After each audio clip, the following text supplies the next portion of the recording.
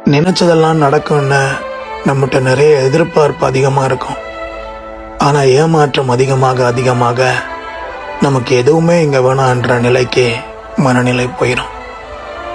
மற்றவங்க மீது பாவம் பார்க்குறோம், பரிதாபப்படுறோம், இறக்கப்படுறோம். ஆனால் கடைசியாக நம்மகிட்ட எதுவுமே இல்லை, நமக்காகவும் எதுவுமே இங்கே இல்லை. எல்லாத்துக்குமே நாம் இன்னொருத்தரை சார்ந்து இருக்கக்கூடாதுன்றது அவங்களால முழுசாக கைவிடப்பட்ட பிறகுதான் நம்மளால் உணரக்கூட முடியும். நமக்கு பிடிச்சவங்க நினச்சி நாம் அவங்களுக்கு எல்லாத்துலேயுமே முதலிடம் கொடுத்துருப்போம். ஆனால் அவங்ககிட்ட கடைசியாக கூட நாம் இருக்க மாட்டோம். உரிமை இல்லைன்னு தெரிஞ்சதுக்கப்புறம் அதுக்கப்புறம் நாம் உறவை தொடர நினைக்கிறது ஏமாளித்தனம். சுயநலத்துக்காக அவங்களுக்கு பிடிச்ச மாதிரி ஒரு முடிவு எடுத்துகிட்டு போயிடுவாங்க. ஆனால் அவங்கள நம்பி இருக்கிறவங்களுடைய வாழ்க்கை புரட்டி போடப்படுது.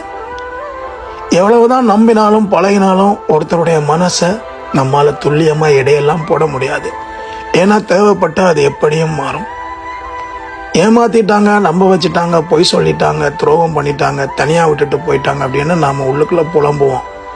ஆனால் இதெல்லாம் ஏன் பண்ணினாங்க, இதெல்லாம் எது வரைக்கும் பண்ணினாங்கன்றது அவங்களுக்கு நல்ல கிளியராக தெரியும். எப்படி அழுதாலும் திரும்ப கிடைக்காத சில நிஜங்கள். ஆனால் அதெல்லாம் நிஜம் இல்லை, போலின்னு நாம் உணர்றப்போ நமக்கு இங்கே வாழவே பிடிக்காது.